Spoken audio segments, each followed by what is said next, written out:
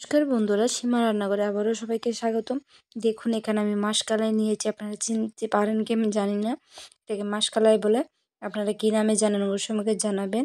মাসকালাইগুলো আমি কড়াইতে আগে ভালো করে অল্প অল্প করে ভেজে নিয়েছি। সবটা ভাজানোর পর এবার আমি একটা পাকাই নিয়েছি। আমাদের যে বারিন্দার ফ্লোর আছে ওখানে নিয়েছি, নিয়ে ভালো করে দেখুন আমি কি করে আস্তে আস্তে করে ওর খোসাগুলো ছাড়িয়ে নেব।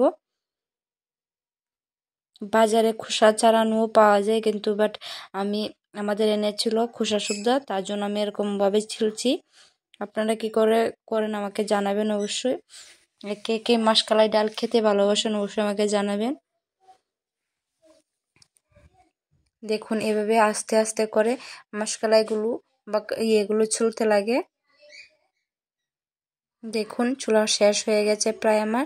এবার সবগুলো ঝেড়ে নেবে। এবার সবগুলো আমি ফেলে দেবো। আগে কয়েকটা কুলার সাহায্যে ঝেড়ে নিয়েছে।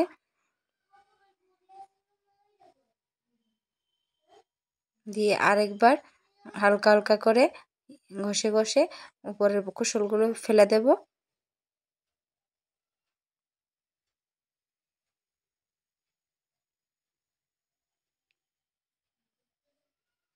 এবার সবগুলো আমার পরিষ্কার হয়ে গেছে। দেখুন অল্প অল্প থাকে, তা এতে কিছু হয় না, ধোয়ার সঙ্গে সঙ্গে প্রায় অনেকটাই চলে যায়।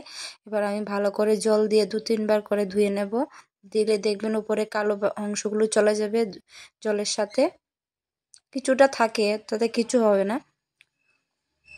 এবার আমি এতে পরিমাণ মতো নুন, কাঁচা লঙ্কা, পেঁয়াজ দিয়ে দেব। দিয়ে আগে ভালো করে প্রেসার কুকারে 5-6টা সিটি দিয়ে দেব, যতটুকু পর্যন্ত ডালটা সেদ্ধ হচ্ছে।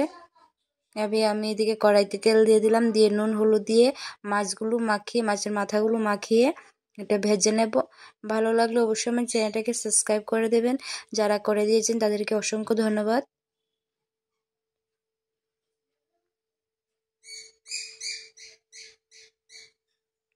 দেখুন আমার মাছের মাথাগুলো ভাজা হয়ে গেছে।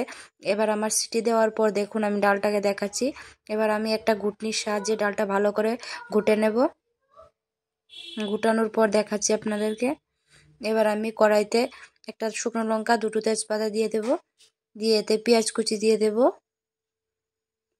আর আমি ডালটার মধ্যে অল্প জিরে গুঁড়ো আর হলুদ অ্যাড করব।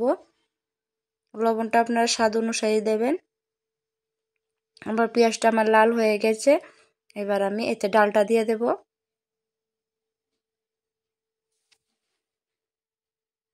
এবার ডালটা যতটুকু পর্যন্ত সিদ্ধ হচ্ছে আমি অপেক্ষা করব।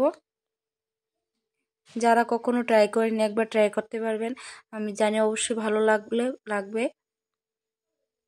ভালো লাগলে অবশ্যই আমাকে কমেন্ট করে জানাবেন কীরকম হয়েছে, তাও জানাবেন। এতক্ষণ আমার পাশে থাকার জন্য, আমার ভিডিওটা ধৈর্য ধরে দেখার জন্য আপনাদেরকে অসংখ্য অসংখ্য ধন্যবাদ। এভাবে আমার পাশে থাকবেন, এগিয়ে যাওয়ার সাহস দেবেন। আপনারা সাহস না দিলে আমি এই সাহস পাবো না। আপনারা সাহস দিবেন আমাকে, আমি যাতে আরও দূর এগিয়ে যেতে পারি। পাশে থাকবেন বন্ধু। দেখুন কীরকম হয়েছে, সত্যি খেতে অসাধারণ হয়েছিল খেতে।